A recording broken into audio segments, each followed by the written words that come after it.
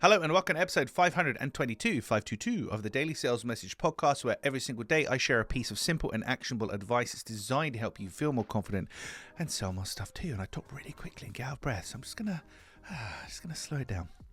Now, in today's episode, we're talking about passive language. And you might not even realize that you're doing this, but passive language is killing your confidence and it's killing your buyer's confidence in you. Two words in particular that spring to mind are the words try and the words aim. We'll try to do that for you. We'll aim to do that for you. We should be okay with that. Using this kind of language is kind of excusing yourself. It's almost like half admitting failure and defeat before it's actually come. And that's why, and it may not come at all. And that's why it can be off-putting.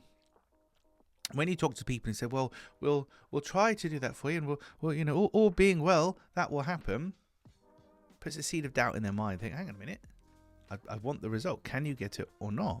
And if you're too afraid to say that you can get the result, then maybe you shouldn't be doing what you're doing, or maybe you can't get the result. But most of the time you can. But we always have this, I call it outlier fear. We always have this outlier fear of, yeah, but what if this is the one?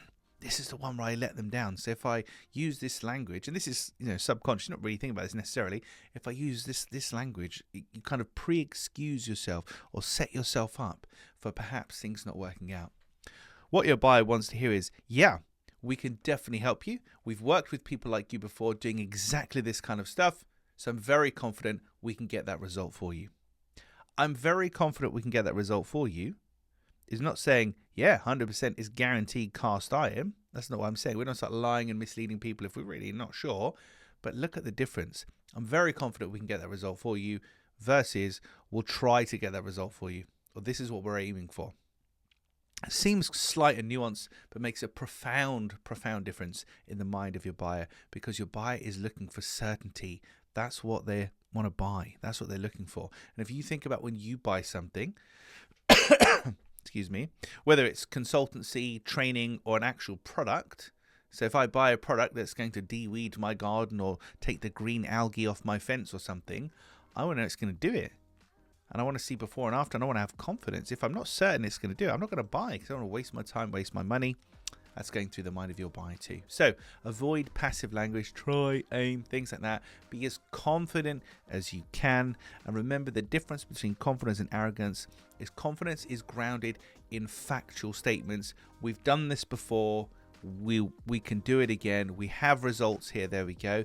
Arrogance is they say, this is easy. Yeah, don't worry about it. This is easy. It's when you get hyperbolic, you exaggerate, you add superlatives in there, you add your opinion. So for me, confidence is factual, arrogance is opinionated. That's the difference if you're worried about crossing that line. Right, that's it for this episode. Thank you for watching or listening.